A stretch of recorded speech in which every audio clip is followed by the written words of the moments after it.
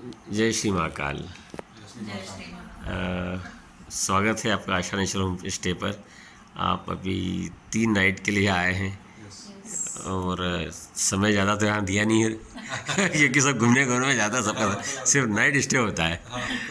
तो जो भी आपके फीलिंग है वो फीलिंग्स बताइए और मराठी में। ओके. माझं नाव चैतन्य देशपांडे. मी पुण्याहून आलो आहे आणि माझ्या मला इथे अवंतिकाला ॲडमिशन घ्यायची म्हणून मी एक चांगल्या होमस्टेमध्ये शोधत होतो आणि तेवढ्यात आमच्या एक ओळखीच्या लोकांकडनं हा होमस्टेचा पत्ता कळला. पहिल्यांदा येताना असं वाटलं की कसं असेल काय असेल, पण इथे त्यांच्याशी फोनवर बोलल्यापासूनच कळलं की अरे नाही, हे म्हणजे आपल्यासारखेच लोक आहेत. कोणीतरी जो एकदा आडनाव जोशी आहे आणि आपल्यासारखेच लोक आहेत असं बोलल्यावरच कळलं. त्यानंतर त्यांनी व्यवस्थित मला गाईड केलं की काय सगळं त्यांच्याशी बोलणं झाल्यावर कोण कसे, मी किती जण येणार आहेत, किती दिवस येणार आहेत, मग तुमचा प्लॅन काय आहे. त्यानुसार त्यांनी सगळं गाईड केलं मला इथे आल्यानंतर आणि कुठे जा कुठे फिरा ते सगळं डिटेल दिलं. त्यांचं ओव्हरऑल हा होमस्टे खूपच छान आहे. म्हणजे इथे आल्यावर आम्हाला एकदम घरच्यासारखी फिलिंग आली. मी कुठल्या हॉटेलमध्ये असं वाटलं नाही.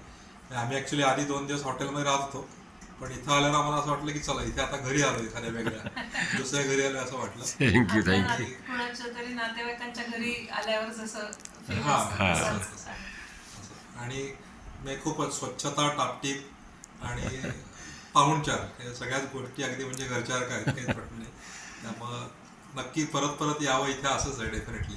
आणि मी तरी जे काही मित्र जे विचारतील त्यांना नक्कीच रिकमेंड करेनच. थँक्यू. पण फारच सुंदर आहे. वाहिनी काय सेम म्हणतात? म्हणजे हेच बोलायचं होतं की सगळं खूप घरगुती आहे, अगदी हक्कानी. म्हणजे भाभींना पण काय लागेल तसं आम्ही सांगितलं 2 दिवस.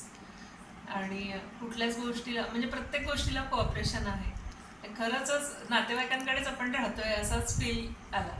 वा, मग काय काय सगळ्यात पहिली गोष्ट म्हणजे काकांच्या इथं खूप ओळखी आहेत, त्यामुळे त्यांच्या कॉलवरून आम्हाला भरपूर विश्वासू लोक मिळाली. अरे वा, थँक्यू. आणि ती ऑटोवाली लोक पण म्हणजे त्या एरियाची सगळी इन्फॉर्मेशन देतात ती. बाकी होमस्टे पण मस्त होता. वाह, वेरी गुड, थैंक यू, बहुत अच्छा बोला आपने.